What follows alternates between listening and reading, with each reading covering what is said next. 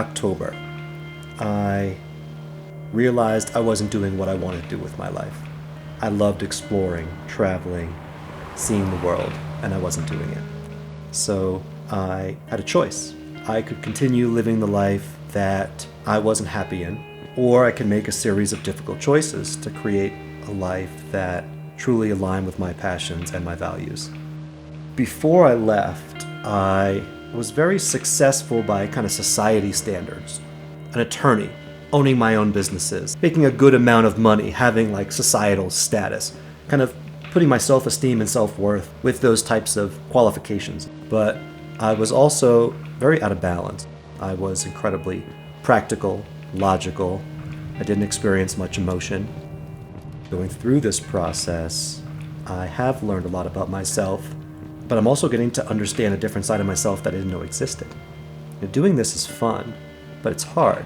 And whether that's because I am out on my own and don't have a sense of community, or I don't have some structure to follow, or because as soon as I feel settled into one place, I gotta hop up and leave and go somewhere else and deal with things like loneliness or fear or uncertainty. And so I think I'm learning a lot about myself and how I respond to these situations, both positive and negatively. The fear of not knowing how something is going to go is very difficult to deal with, especially for me, someone who's like a perfectionist. So it's hard to keep facing these fears, but the more that I face them, the more I think that I become stronger, the more that I feel more confident in myself, and the bigger and bigger fears that I want to start tackling along the way. And that creates an exciting life. I want to come to the end of life knowing that I did as much as I could, that I came to the end of life with little regrets.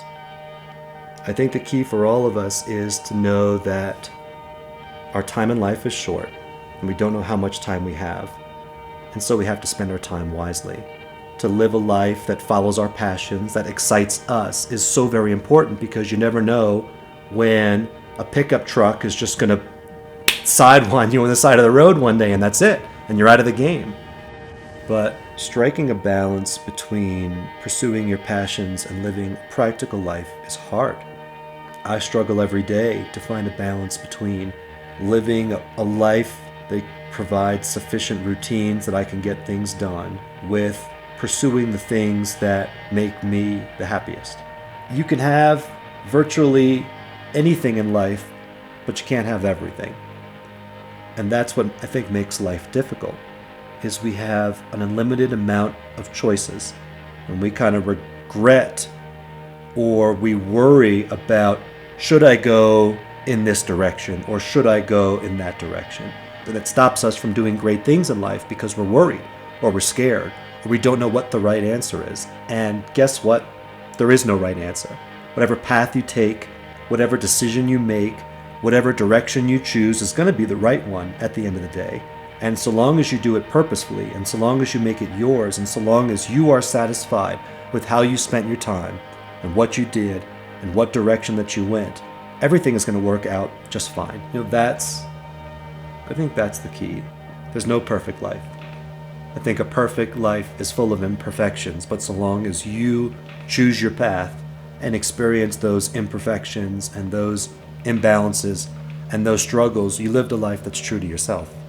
And you can sleep well at night knowing that, that you made the most of your time.